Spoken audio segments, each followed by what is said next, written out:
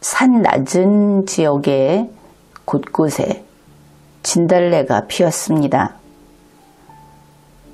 진달래꽃 하면은 이것이 그렇게 손꼽아 기다리고 올해는 반드시 진달래 핀 풍경을 가서 보아야지, 아니면 사진으로 찍어서 남겨두어야지 하는 그런 꽃은 아닙니다. 나로서는 늘 진달래꽃은 먼 빛으로 차를 타고 지나가면서 산 기슭에 조금 길보다 높은 곳에 피어있는 진달래 포기를 보면서 아, 저기도 꽃이 피었네, 또 저기도 피었네 하고 보는 것이 대부분이었습니다. 그러다 어쩌다 이번처럼 가까운 산이라도 올라가게 되면 가까이서 보게 되는 것이죠. 아직은 진달래에 그렇게 매료되지는 않았다. 이제 그 정도인 겁니다. 나중에 언젠가는 정말 이 진달래가 봄꽃이다 하면서 찾게 될지도 모르죠. 진달래를 보러 이번에는 일부러 그렇게 올라간 것인데, 바람이 얼마나 세게 불던지 꽃이 떨어져 나가라 하고 가지째 흔들리고 그런 상황이었습니다. 그런데 이 진달래 하면은 아주 유명한 시가 있죠. 당연히 김소월 시인을 생각하게 되는 겁니다.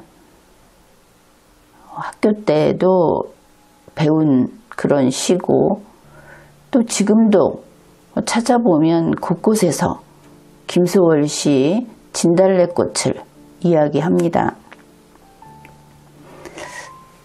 그래서 곰곰 생각을 해보았습니다. 진달래꽃을 보니까 이 폭이라고 하는 것이 사람의 몸을 가려줄 정도로 그렇게 가득 꽃이 피는 그런 형태가 아니다 하는 것이죠. 그저 조금 굵은 가지를 타고 쭉 올라가서 꽃이 많이 피어봤자 그 꽃이 유채밭에 사람이 들어가면 안 보인다, 그런 수준이 아니지 않습니까? 사실은 점점이 피는 꽃이 좀 다복하게 모여있다, 그 정도인 것이죠.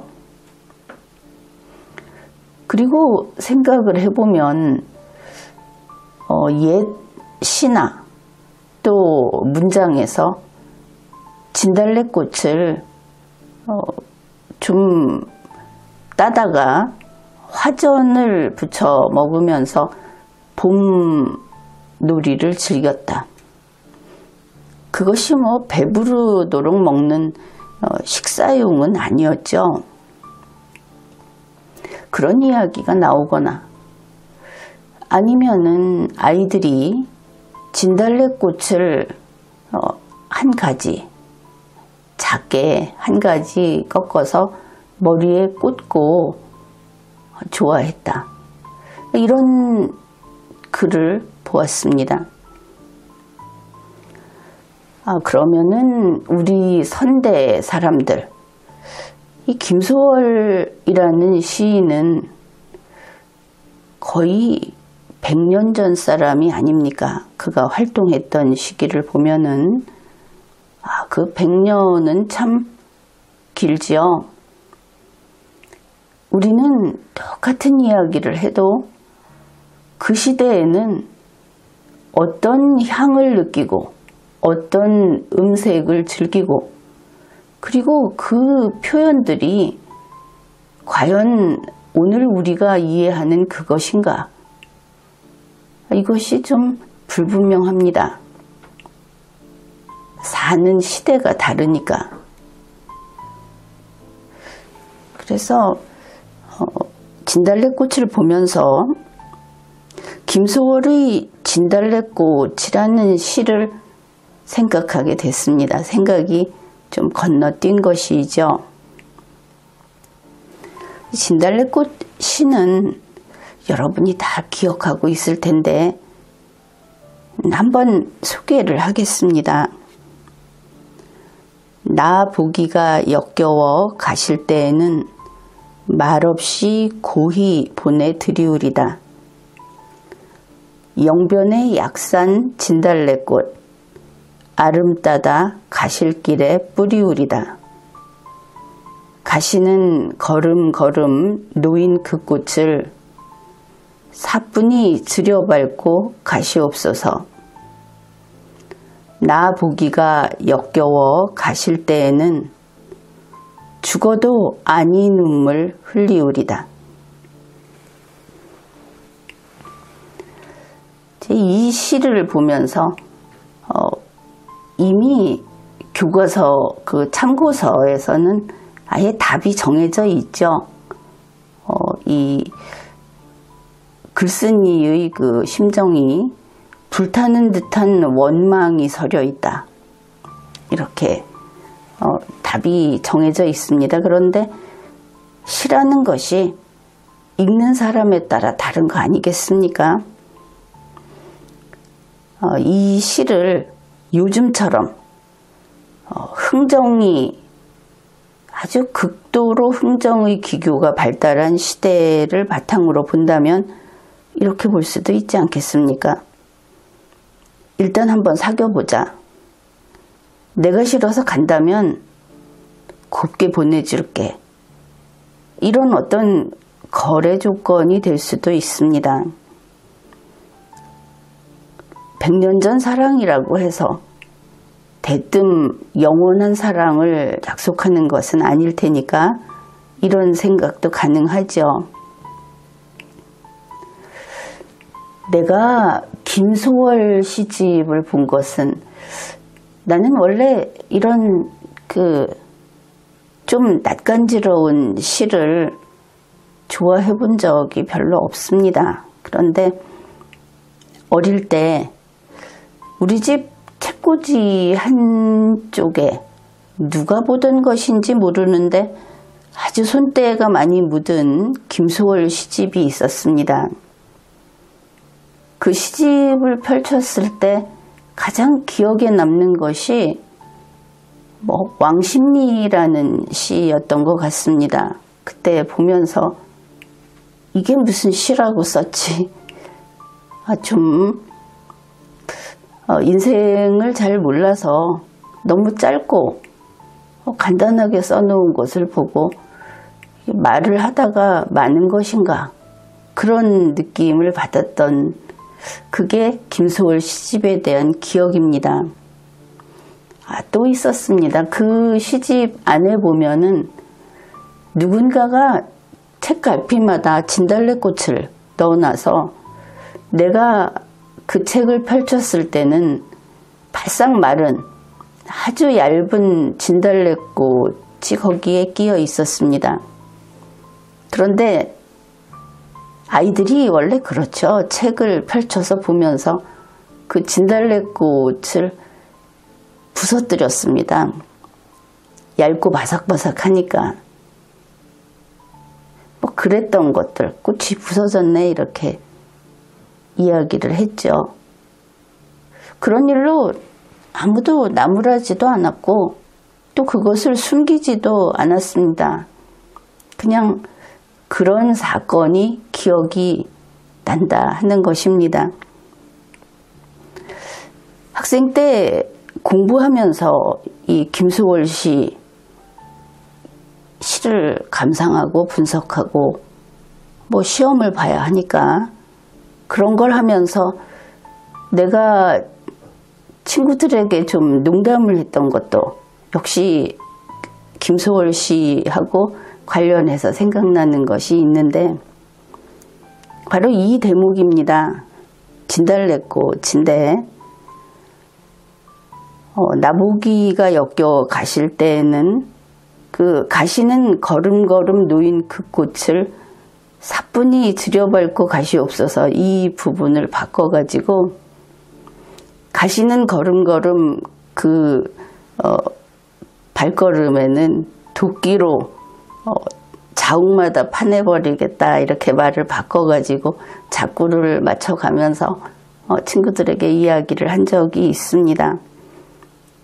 전보다 진지하지는 않은 장난이었는데 어떻든 이런 쪽에 좀 소질이 없어서 그랬던 것 같습니다.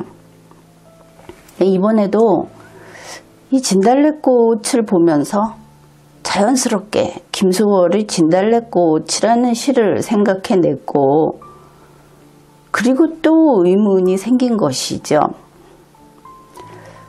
영변의 약산 진달래꽃을 아름따다 가실길에 뿌린다고 했는데 앞에서 소개를 했죠. 과거의 문장들을 보게 되면 우리 선대들은 꽃을 그렇게 무더기로 꺾어가지고 무엇을 하는 그런 문화가 없었던 것으로 그렇게 보입니다. 요즘에는 좋아하는 사람에게 장미, 백송이 이런 꽃다발 선물을 하기도 합니다. 그런데 개인적으로 장미, 백송이 선물은 장미 세 송이보다 덜 매력적이다. 그렇게 느낍니다. 우선 장미, 백송이는 짐이죠. 그 들고 있으려면 힘들고 차라리 봉투에 돈을 넣어서 주지 그런 식으로 하려면 그런 생각을 종종 합니다. 그런데 100년 전 이 땅에서 100년 전 사람들이 떠나는 사람에게 자기가 보내는 마음을 흔히 꽃길만 밟아라 이런 이야기를 하는데 영변 약산에 있는 진달래꽃을 한아름 따다가 그걸 걸어가는 걸음마다 밟고 가도록 뿌린다. 물론 식구이긴 한데 이것이 과연 우리 민족의 정서에 부합하는가? 그 시대에는 그런 풍습이 있었는가? 너무 우리에게 좀 이질적이지 않는가? 이런 생각을 했습니다. 꽃을 뿌린다. 글쎄 우리나라에서는 사람을 앞에 두고 무엇을 뿌린다 하는 것도 그렇게 흔하지는 않죠. 인도라든지 다른 그쪽에서는 결혼 축하로 쌀알 같은 것을 뿌린다고 하죠. 근데 우리의 경우에 이 시에서 아주 고이 보내주겠다. 자기가 붙잡지 않겠다 하면서 꽃을 뿌린다. 그런 일이 있었는지도 모릅니다. 그러나 뭔가 이상하다. 이거 좀 우리 한국적이지 않다. 그냥 그런 생각을 했던 것이죠. 그래서 진달래꽃이 바람에 막 흔들리는 걸 보면서 저것이 또 저게 고난의 어떤 우리 민족의 고난을 상징하는 그런 것이라고 이야기하려는 것인가? 그런 생각도 했습니다. 근데 아니죠. 그 진달래꽃 지난해에도 그곳에서 그 나무에서 꽃봉우리가 피어서 꽃이 피고 올해 또 피지 않았습니까? 바람이 부는 날도 있고 그렇지 않고 고요한 날도 있고 어떻든 길을 오르다 보면은 이게 방향이 오른쪽에는 올라가면서 오른쪽에는 진달래꽃이 더 많이 피고 색깔도 더 붉었습니다. 더 짙었습니다. 왼쪽은 산비탈이어서 그늘이 좀 지고 진달래꽃이 연분홍, 분홍이라기보다 거의 흰색의 붉은기가 좀 있는 것처럼 옅은 색이었습니다. 그러면 이 양쪽의 진달래가 서로 싸울 것인가? 그렇진 않겠죠. 다들 자기의 환경에서 다들 아주 잘 살아온, 그래서 올해도 또 꽃을 피운 그런 의미에서는 생명을 구가하고 삶에 있어서 승리자, 자기 자신이 성취를 해낸 그런 꽃나무다. 그렇게 생각을 했습니다. 그런데 진달래꽃, 사실은 진달래꽃에 이어서 봉숭아꽃도 떠올리기는 했습니다. 울 밑에선 봉선화야 이러면서 아주 슬프게 서럽게 이런 꽃에 대한 노래를 한 것을 이것저것 생각을 하면서 우리 한국인이 언제부터 이렇게 비관적이었던가, 이상하지 않은가, 그런 생각도 했습니다. 어떤 일본인이 그랬다고 하죠. 한국에는 춘향전이 나오고 나서부터 서민문화, 하류문화가 주류가 됐다. 그 말을 듣고 사실은 썩 달갑지는 않았습니다. 우리에게는 엄연히 상류문화, 이 상하라는 것이 계급의 차이가 아니고 문화의 격조를 이야기하는 겁니다. 우리에게는 상류 문화가 엄연히 존재합니다. 다만 귀한 것이 수준 높은 것이고 그 단어 자체가 흔하지 않다 하는 뜻을 담고 있듯이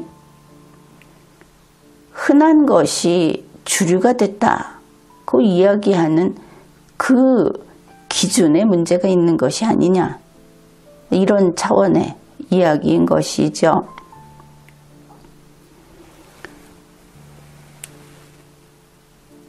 그래서 진달래꽃을 보면서 붉은 꽃, 이게 북계 김정은이네가 무슨 자기들 꽃이라고 정해놓은 것이라더라, 이런 것도 생각은 하기는 했습니다. 어떻든 비관적이고 우리가 어떤 핍박을 받고 아픔을 겪어내는 그런 주체다, 이런 그 어떤 감정적인 흐름에 갑자기 이거는 동의해서는 안 되겠다는 생각이 들기 시작한 것이죠. 그래서 김소월이라는 시인이 누군가, 이 진달래꽃이라는 시는 무엇인가, 이런 생각을 했습니다. 인터넷을 찾아보면 진달래꽃이 무슨 민족혼을 담은 시다, 또 그 항일 정신을 담은 것이다, 이런 이야기도 나오고 별의별 그 해석이 다 있습니다.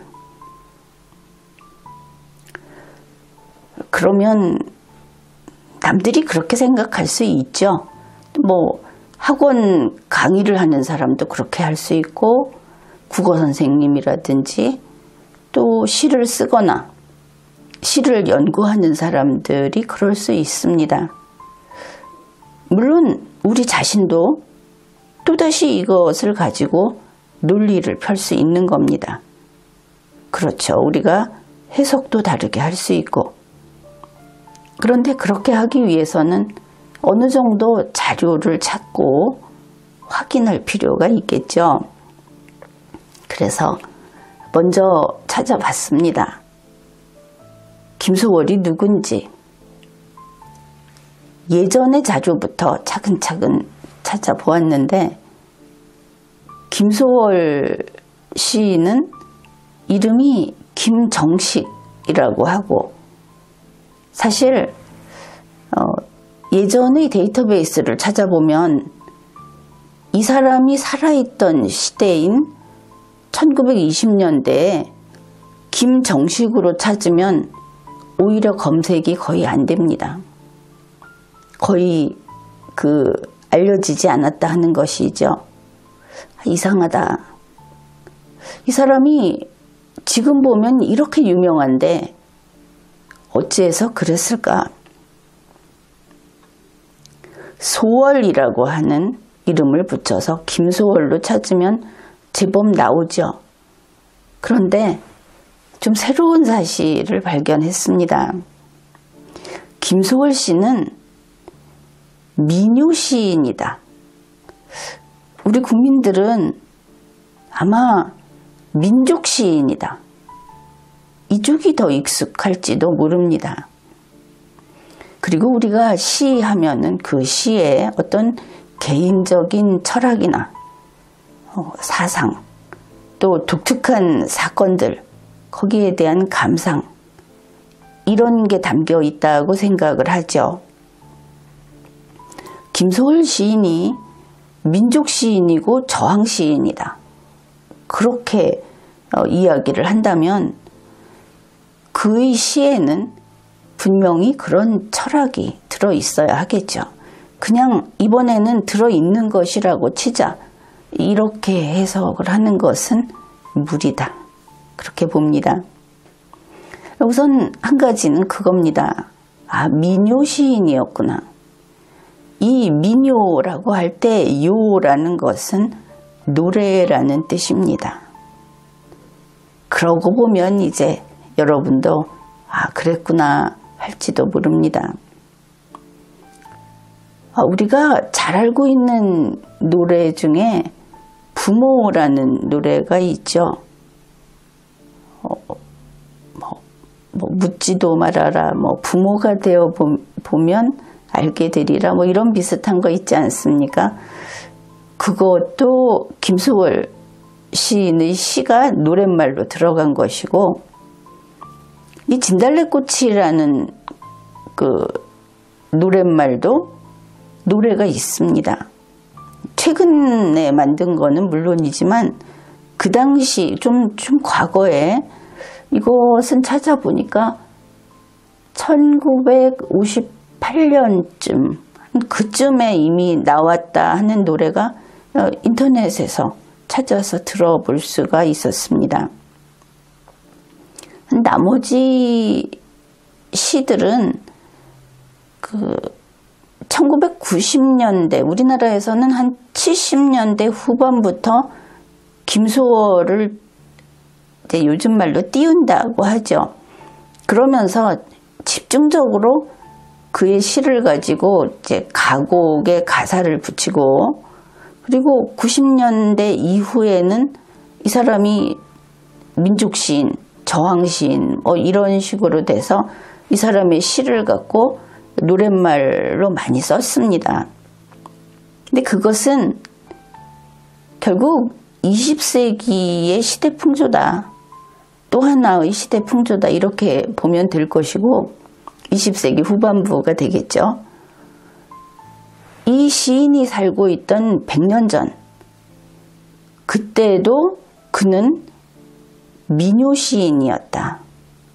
이런 부분입니다. 민요라고 하는 것은 어려우면 안 되죠. 거기에 무슨 철학이 담기는 것도 썩 자연스럽지는 않습니다.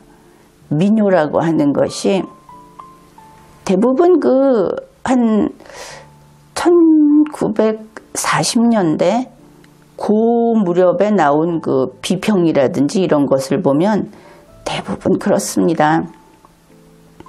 사랑, 이별, 눈물, 또 체념, 아니면은 뭐 인생이 늘 그렇고 그렇다 하는 한, 이런 것들을 그저 간단한 말로, 아니면 자신의 어떤 기구한 그 삶의 그 역정, 이거를 그냥 사실적으로. 그래서 어떻게 보면 그 표현들이 좀 민망하게 느껴질 때도 있고, 이제 그런 식으로 그 서민들의, 보통 사람들의 생활에서 그 울고 웃고 하는 거를 그냥 그려낸 거다.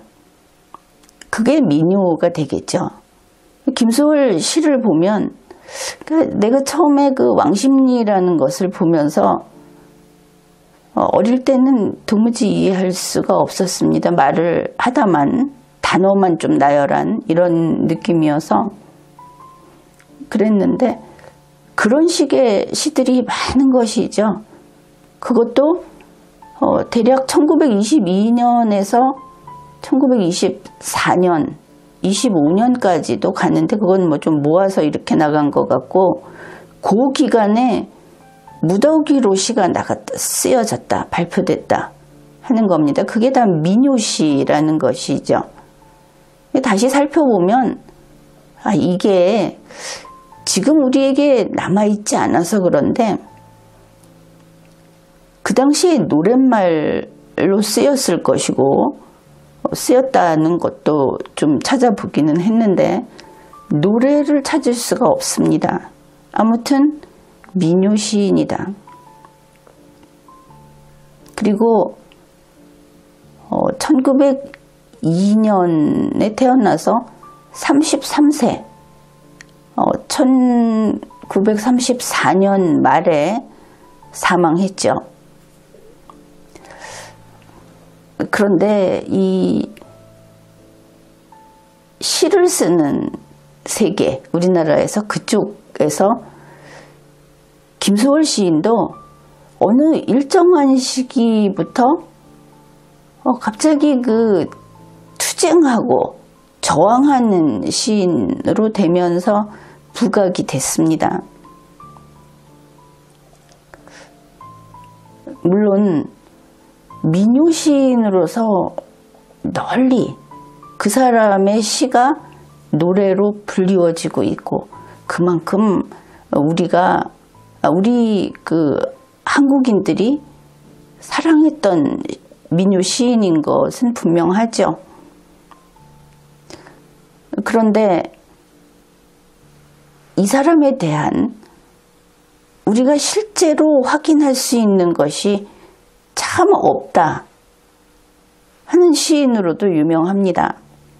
심지어 지금 이 얼굴이 김소월 씨다 하고 나와 있는 그 사진은 그 사람 게 아니다 하고 그 후손들이 이야기를 하죠. 그러니까 이야기를 듣고 자식이나 그러니까 아들이나 손자, 이런 사람들의 얼굴을 보고 컴퓨터로 합성을 한 이미지다, 이런 주장도 있고, 초상화를 그리는 사람이 아들과 손자를 보고, 국내에는 셋째 아들하고 그 셋째 아들의 아들, 이제 나머지 사람들은 북쪽에 있다고 하니까 그 얼굴을 보고 초상화를 그렸다 하는 설이 하나가 있고, 그들의 사진을 가지고 컴퓨터 합성을 했다 하는 설이 하나가 있는데, 일단 어느 쪽이 됐든 그 제작을 한 때가 1990년이라고 하지만 90년에 제작한 원본이 지금 공개되어 있지 않다. 실제 하는지도 모르겠다. 이제 이런 입장입니다. 그리고 그렇게 만들어 놓고 온갖 군데 이 문학에 있어서 무슨 아주 기념비적인 그런 기록을 하는 곳에 그 사진을 갖다 넣어놓고 그 사진을 좀 탈색을 해서 세월이 오래 지난 사진처럼 해서 올려놓고 또 그것을 바탕으로 흉상, 조각상도 제작을 하고 이제 이런 것이 있는데 세상 일이 다 그렇죠. 사실은 모든 것이 항상 반듯하기는 참 어렵습니다. 가장 쉬운 것이 과학이라든지 법률이라든지 이런 확고한 것들은 우리가 비교적 원본이라는 것을 확인할 수 있죠. 그런데 그것이 아니고 우리가 살아가는 세상은 엄연히 눈으로 보고 우리가 확인을 하고 이렇게 나는 저 사람을 알고 있다. 그렇게 사는 것 같지만 실제로 이 100년을 놓고 보면은 그것이 그것인가 대단히 불확실해져 버립니다. 더구나 그 가족들이 1대, 2대, 3대 가면서 알고 있는 바를 제공해 주죠. 질문을 하면. 그런데 서서 바라보는 각도가 다르다 하는 겁니다. 그러니 나오는 이야기를 그냥 곧이곧대로 들으면 서로 충돌을 하게 됩니다. 그래서 과연 김소월은 누구였나? 그 길지 않은 33년의 김소월의 인생이 과연 지금 이야기하는 것처럼 잃어버린 조국을 되찾아야 하겠다 하는 그 일념에 가득 찬 그리고 투쟁적인 또 북측에서 말하기는 이 자본주의 모순에 대항을 한 그런 그 저항 시인이었던가 아니면 1990년 이후 1970년 후반부터 그 이후 우리나라의 그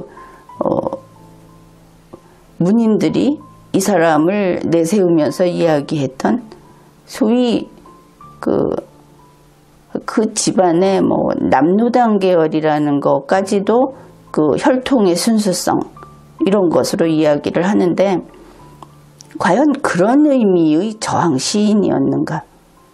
이제 우리가 이런 정보를 볼 때는 내가 이걸 좋아하고 이것을 싫어하고 하는 그런 입장보다는 가령 13명이 어떤 사람을 살해했을 때 내가 보기에는 7번째 너는 절대 범인이 아니야.